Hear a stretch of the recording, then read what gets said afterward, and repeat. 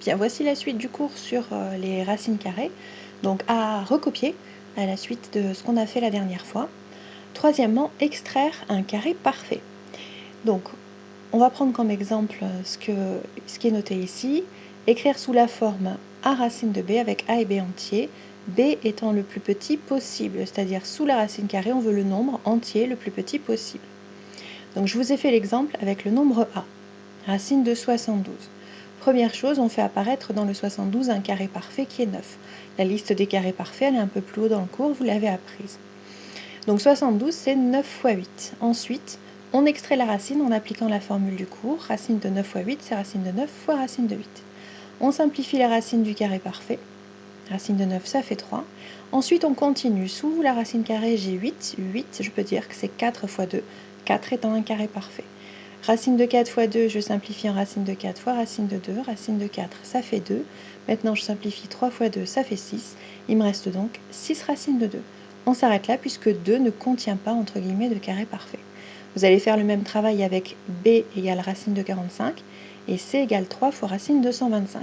Vous mettez la vidéo en pause, vous reprenez pour avoir la correction quand vous avez trouvé. Alors, correction. 45, c'est 9 fois 5, ça va donc faire racine de 9 fois racine de 5, et il nous reste 3 racines de 5. 125, c'est 25 fois 5, ça fait donc racine de 25 fois racine de 5, 5 fois racine de 5. Ensuite, avec le 3 qui est devant, 3 fois 5, 15, et il nous reste 15 racines de 5. À la suite, vous notez remarque. Pour que b soit le plus petit possible, b ne doit pas contenir de carré parfait. C'est ce qu'on a vu juste au-dessus. On s'arrête quand le nombre b ne contient plus de carré parfait.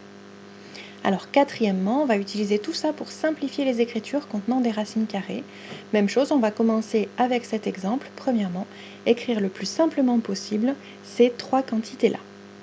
La méthode, c'est on regroupe les membres d'une même famille, donc les familles de racines carrées, pour réduire l'expression. Les différentes familles de racines carrées, c'est racine de 2, racine de 3, de 5, de 6, de 7, etc. etc. Donc je vous ai fait l'exemple du A, 4 racines de 3 moins 2 racines de 3 plus 6 racines de 3. Je vous ai mis en rouge la même famille de racines carrées, racines de 3 partout. Il me reste à faire 4 moins 2, ça fait 2, plus 6, ça fait 8. Donc au total, j'ai 8 racines de 3. Je vous demande maintenant de faire la même chose avec B et C. Pour B, je vous ai déjà mis les couleurs. Il y a deux familles de racines. En rouge, les racines de 2. En bleu, les racines de 5. Vous mettez la vidéo en pause et ensuite vous regardez la correction.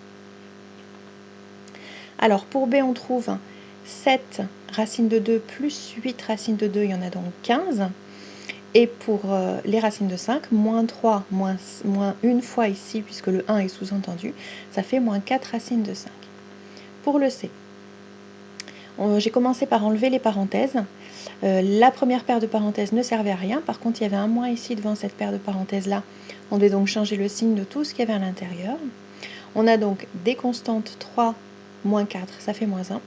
Et au niveau de racine de 3, j'en ai moins 2 plus 6, ça fait 4. Donc au final, c'est égal moins 1 plus 4 racines de 3. Deuxième partie de l'exercice, écrire les expressions suivantes sous forme a racine de b, avec a et b des entiers et b le plus petit possible. Donc la méthode, on fait apparaître des racines carrées d'une même famille. Pour cela, il faut extraire des carrés parfaits. Donc par exemple dans D, on a racine de 12, racine de 3 et racine de 27. Racine de 12 et racine de 27 sont en fait des racines de 3 déguisées. 12 et 27 en fait sont dans la table de 3. 12 c'est 4 fois 3 et 27 c'est 9 fois 3.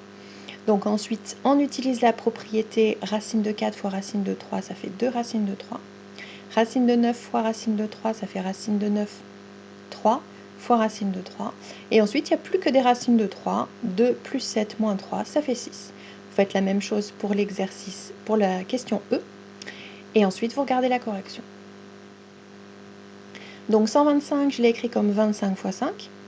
20, c'est 4 fois 5. Et 80, c'est 16 fois 5. Donc en fait, je vais faire apparaître que des racines de 5.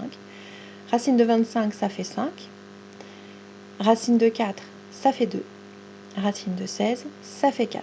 Au final, 5 moins 2 fois 2, ça fait moins 4, plus 6 fois 4, et il en reste 25. Pour demain, je vous demande de chercher les exercices 39 et 40, page 20 du livre.